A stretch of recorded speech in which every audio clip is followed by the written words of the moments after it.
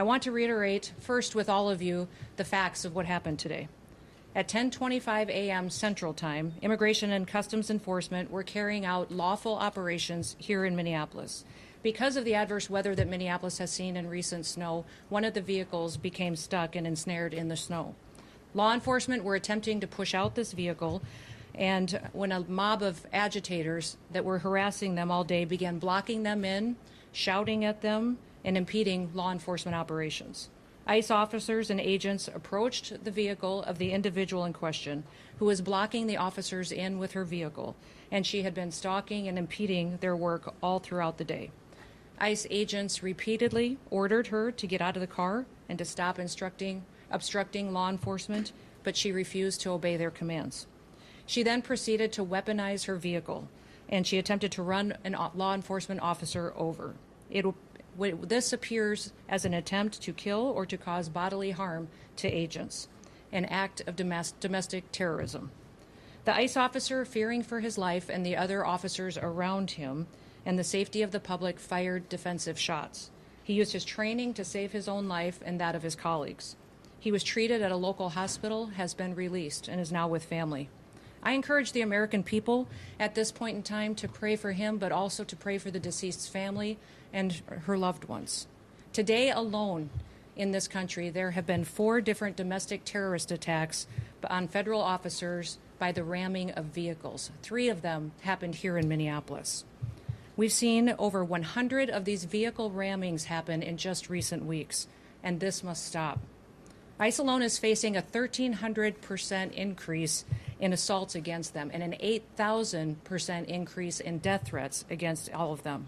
In fact, the very same officer who was attacked today had previously been dragged by an anti-ICE rioter who had rammed him with a car and drug him back in June. He sustained injuries at that time as well. And let me remind you why we're all here in this city today and why we've been here. In communities across this country and here in Minneapolis, we're just enforcing the laws that we have in this country. For years under President Biden, tens of millions of dangerous criminal illegal aliens, terrorists, and suspected terrorists were allowed to invade our country over our southern border. They were allowed to steal, to defraud, and to perpetuate violence against American citizens. Regardless of who your mayor or who your governor is, President Trump promised every single American that he would make America safe again. He promised every single American that he would work to protect them from dangerous criminals. Since Governor Walz has been in charge of Minnesota, we have seen homicides go up by over 50%. That's also during Mayor Frye's tenure as well. Since President Trump took office, Governor Walz has released over 470 violent criminals back onto the streets here in Minneapolis. He has another 680 of them still within his jurisdiction that he could give to us today to face the consequences for their crimes. Because Governor Walz and Mayor Frye refuse to protect Minnesotans, and instead they protect these criminals, that's why we are here. And we didn't just show up yesterday, we've always been here. But we're surging operations because of the dangerous situation we see in this country and because we're no longer going to allow illegal criminals to damage and harm, to kill, to sexually abuse, to proliferate drugs, and to steal American taxpayers' dollars. This state has faced unprecedented immigration fraud. It's seen unprecedented benefit fraud. Individuals were allowed to come into this country and set up fake companies and fake nonprofits and divert billions of dollars away from American citizens and those vulnerable citizens who truly needed the services from those programs. This city has burned before, and your mayor and your governor let it happen. President Trump is not going to let that happen. He and our federal law enforcement officers are here to bring peace and to bring public safety and to ensure that criminal activity is stopped and that people who perpetuate it will face consequences. Since we have been here in recent weeks, we have arrested over 1,500 criminals off of the streets. Our law enforcement has arrested murderers, known and suspected terrorists, child pedophiles, and other brutal criminals that were protected here in this city. We should all work together to protect our citizens. We should all protect the men and the women and the families who live here in Minneapolis, who live in Minnesota, and live throughout this entire country. I want to thank you for being here, and I want to thank you for focusing on the important work that our federal officers do and make sure that we're focused on the priorities of this country, and that's making sure that we're keeping people safe. With that, I'll take any questions that you may have. Secretary Noem, Mayor Fry called the claims of self-defense BS. How do you respond to that? I say that he doesn't know what he's talking about. It's very clear that this individual was harassing and impeding law enforcement operations.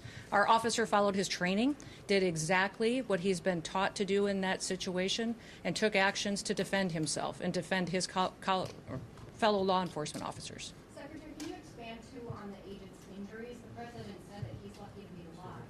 The officer was hit by the vehicle. She hit him. He went to the hospital. A doctor did treat him. He has been released, but he's going to spend some time with his family.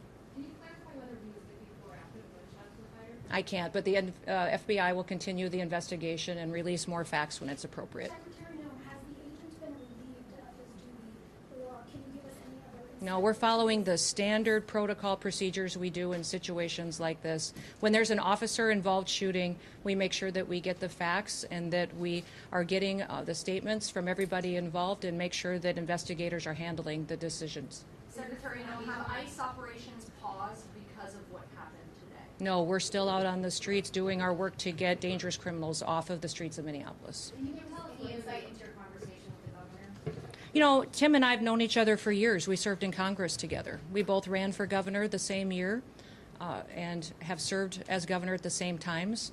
So we were colleagues, and we discussed what happened here today. We have two very different viewpoints of it. I talked specifically about the fact that we have laws. They need to be enforced. He knows that I believe sanctuary policies have protected criminals and placed a priority of them over the citizens that live here, and he knows we'll continue to do our work, and I encouraged him to work with us. We've never had a cooperative arrangement with law enforcement here.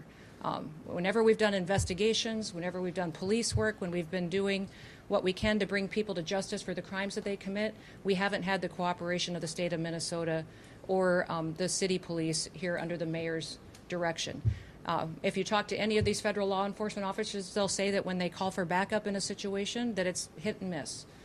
They were grateful today that the police chief and local law enforcement showed up at the scene and helped secure it to make sure that nobody was harmed and that the FBI could do their work. But I would encourage them to work with us, that we could form a partnership that would make sure that individuals have the opportunity to have a safe Minneapolis. Secretary Noem, will body Over here. cameras be Do you released? stand behind the use of force, and will any of those use of force guidelines be altered or changed in the future? You know, it's clearly established law that a vehicle driven by a person and used to harm someone is a deadly weapon. Deadly force is perfectly lawful when a threat is faced by a weapon. So I do believe that this officer used his training in this situation, and we'll let the FBI continue the investigation to get it resolved. So just to be clear, the shooting happened before or after the vehicle hit the officer? I know you keep asking that, but that doesn't mean that the FBI is going to give you an answer today. There will be an investigation. We want to make sure that it's factual. What I would ask is that as we go forward from here today, that we all remember that our job is to have peaceful discussions. I'd encourage our local law enforcement and state law enforcement to work with us. We are going to continue to operate here in Minneapolis and in the state of Minnesota to make sure we're going after dangerous criminals. One of the key focuses that we've had here is a focus on individuals who are sexual predators and are involved in child exploitation. When I was just here yesterday, we arrested individuals who were charged with criminal assault and sexual assault and people that exploited children. Why would you want to keep them on your streets? President Trump has promised to go after the worst of the worst, and that's exactly what we're doing in Minneapolis. By not working with us, Governor Walz and Mayor Fry are putting those criminals and prioritizing them over our children and our grandchildren. Governor Wolf said that he is not giving them any heads up when there is going to And that's simply not true. He said that to me on the phone too, so I'll get him the documentation that he needs so that he knows that we would love to coordinate with him. He doesn't give us access to any information on criminals, let us know who he's detained, doesn't honor our detainers, and has individuals and criminals in his jurisdiction that he won't turn over us today too. Yes. You mentioned that the officer involved today was once before raped by a vehicle. Can you explain the difference between that instance and today? Was a firearm discharged then? If not, what was the big difference? I won't speak to that case right now, but we can get you the details and the information on that. But the facts of the matter is he's an experienced officer. He's been in situations like this before, and he certainly has been out there and followed his training today. Given the threat of vehicle encounters, are you going to change the way You know, people need to stop using their vehicles as weapons. Are you going to change the This domestic act of terrorism to use your vehicle to try to kill law enforcement officers is going to stop. And I'm asking the Department of Justice to prosecute it as domestic terrorism because it's clear that it's being coordinated. People are being trained and told how to use their vehicles to impede law enforcement operations and then to run over anybody who gets in their way while they go out there and try to disrupt peace and public safety. And Americans deserve better. So can you say what they were investing? National Guard? That hasn't been a part of the discussion. I know Governor Walz mentioned some of that earlier in his press conference, but we know we've got law enforcement officers here that will continue to work, and we're hopeful that the public recognizes that the work that we do every day makes America safe again. Can you get With insight that, into the operation that was happening at 34th and Portland? we had law enforcement officers that were out there doing an enforcement action, and a vehicle got stuck in the snow, and so they had called for other people to come and help them get that vehicle out. Those officers were trying to free the vehicle when the harassment started, when the protesters were out there impeding their vehicles and preventing them from leaving the scene. Was it at a particular home or business in that intersection? I won't speak to that. Can you speak to the crime that person may be committed that you were going after? And you mentioned sexual crime. Okay. Will body camera footage be released? I will let the FBI decide. Were they on target today when they were in that neighborhood? They were returning back to headquarters, I believe, to start a new operation, had just completed one.